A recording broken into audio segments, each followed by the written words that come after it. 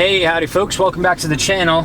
Drew Man here. I'm going to be sharing a 5-year Corvette daily driver video today and talk about the experience of what it's been like having this car as my daily. For this past 5 years, I got it in the summer of 2015, and here we are, summer 2020. Time does fly by.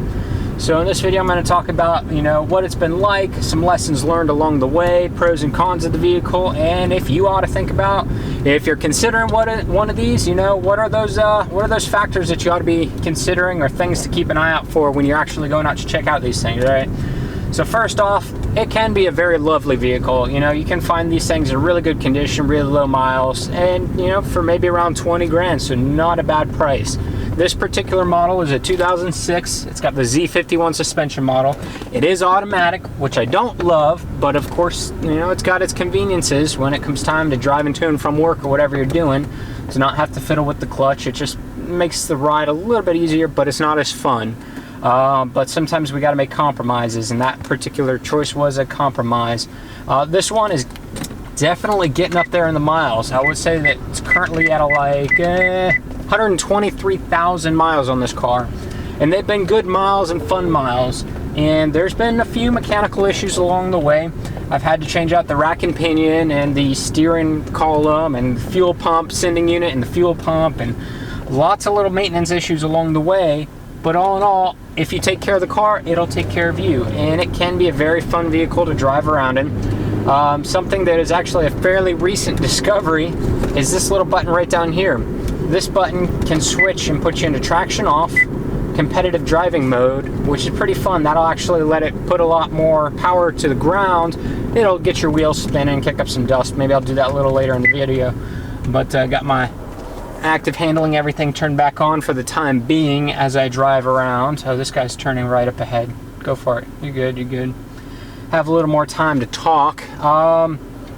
So this car, the older C6s, they don't have an aux input, so if you like listening to music, you might end up needing to use one of these little Bluetooth things that connect to your phone and broadcast on the FM so that you can listen to your music from your phone. It does have a 6 CD changer in this one. This one also does have a head-up display, which I love. It's really spoiled me. I don't like riding around in vehicles that don't have that head-up display now, because it's just so convenient to, oh, there's your speed, and you can switch through it by pressing this button and see what's showing up. Oh, it's not on the side, it's over here. Mode. You can put it in street mode, where it only shows your speedometer. You can put it in track mode, where it looks a little more fancy and gives you a G sensor. The G sensor is cool because it keeps track of how much, lateral forces the vehicle is experiencing. Press reset to continue. Okay, what is it doing? Cancel whatever I was doing. I must have started changing something over here in the menus because it had a menu popped up. The interior isn't ultra high quality. It's a Chevrolet from 2006. Lots of plastic, lots of creaking bits. Could definitely be a nicer interior, but they put a lot of that money into the drivetrain instead, into the powertrain, so you get a pretty good setup there when it comes to the power of the vehicle. This one was rated for 400 horsepower when it was brand new. There's an older Corvette right there, I think, in white.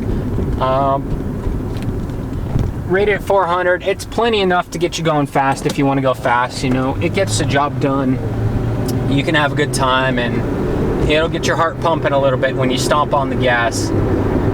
These particular little mirror flaps on this mirror, these have broken off on both sides when I first got the car. I've had to replace those. Originally, the center console got fairly hot when you're driving around, so I went ahead and took off the center console plastic shroud here and put some insulation on there that has really helped with the heating, so now this box in here doesn't get really hot.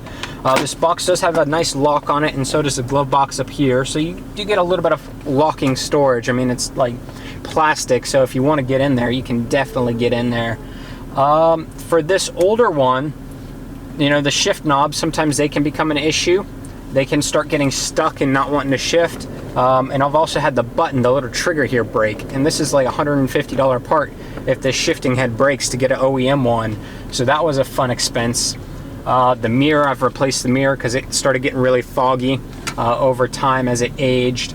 Now, being a black car and being out here in Las Vegas, it gets super hot in this thing during the summer, and since it's got a transparent roof, If you don't put some kind of a cover like this one, it's a suction cup one off of Amazon. It was maybe like 80 bucks.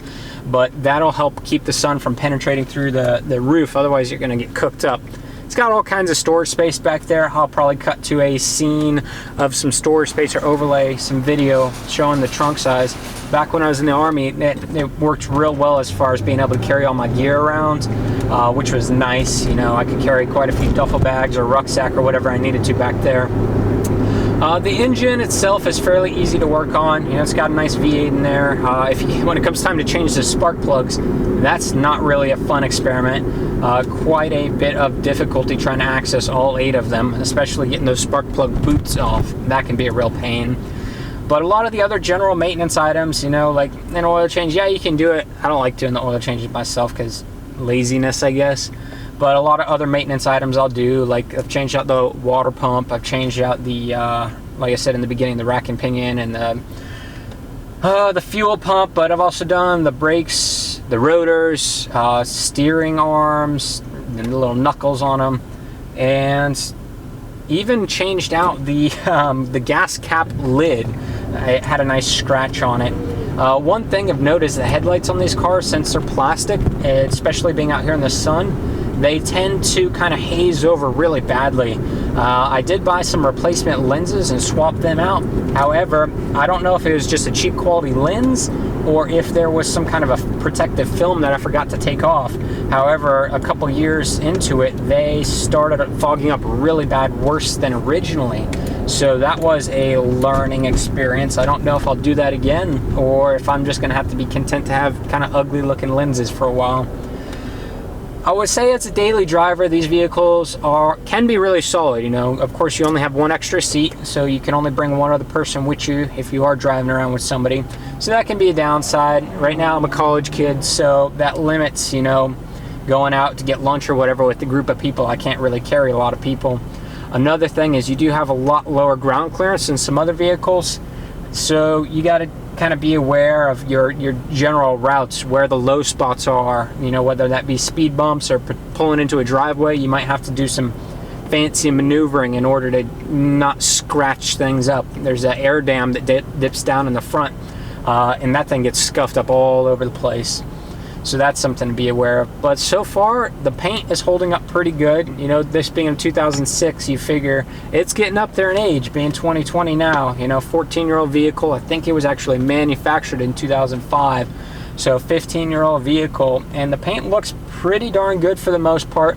The top, since it's a clear top, does start to get a little bit of those kind of spider webby look to it from just being out in the sun. So that's a bit of a downside, but when you get the lighting right, the vehicle can look really nice, especially when it's nice and clean.